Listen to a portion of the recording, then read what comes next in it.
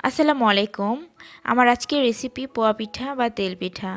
আশা করছি আমার এই সহজ রেসিপিটি আপনাদের কাছে আজকে অনেক ভালো লাগবে। আর ভালো লাগলে প্লিজ আমার চ্যানেলটি সাবস্ক্রাইব করে আমার চ্যানেলটির পাশেই থাকবেন। প্রথমে আমি ব্যাটারটা রেডি করে নিব পোয়া পিঠার জন্য। এর জন্য শুকনো চালের গুঁড়ি দিয়ে দিলাম 2 কাপ। 1/4 কাপ দিয়ে দিব ময়দা আর সামান্য একটু লবণ দিয়ে শুকনো উপকরণগুলো মিক্স করে নেব। এবার এখানে চিনি দিয়ে দিলাম 1 কাপ। গরম পানি, কুসুম গরম পানি এখানে ব্যবহার করছি। একটা আঙুল ডুবিয়ে রাখা যায় এমন কুসুম গরম পানি এখানে ব্যবহার করতে হবে। অল্প অল্প পানি দিয়ে আমি ব্যাটারটা রেডি করে নেব। এখানে অবশ্যই ময়দাটা ব্যবহার করবেন, তাহলে পিঠাটা সফট হবে, ভিতর থেকে নরম থাকবে। পোয়া পিঠার ক্ষেত্রে খুবই গুরুত্বপূর্ণ হলো ব্যাটারটা তৈরি করে নেওয়া। এর জন্য আমি ভালো করে ফেটিয়ে ব্যাটারটা তৈরি করে নিচ্ছি।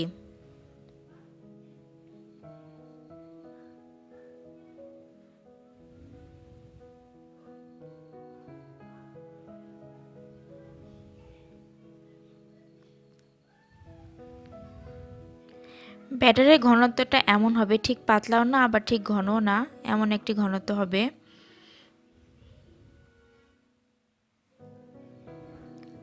উপর থেকে ছেড়ে দিলে স্থিরভাবে নিচের দিকে পড়ছে, তখন বুঝে নিতে হবে যে ব্যাটারটা রেডি হয়ে গেছে। আমার ব্যাটারটা প্রায় রেডি হয়ে গেছে। আমার ঘনত্বটা ঠিক এমন হয়েছে। এবার আমি ভাজতে চলে যাব। এখানে আমি তেল গরম করে নিয়েছি। এবার 1 চামচ এখানে ব্যাটারটা দিয়ে দিলাম। দেখুন কত সুন্দরভাবে পিঠাটা ফুলে উঠেছে।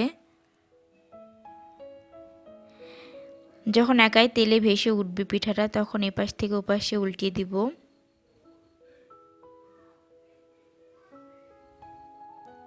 আর এভাবেই সবগুলো পিঠা আমি রেডি করে নিচ্ছি।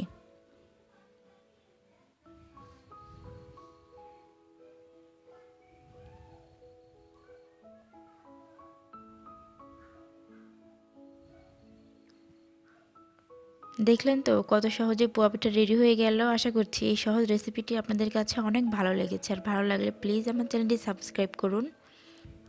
শেষ পর্যন্ত দেখার জন্য সকলকে অসংখ্য ধন্যবাদ।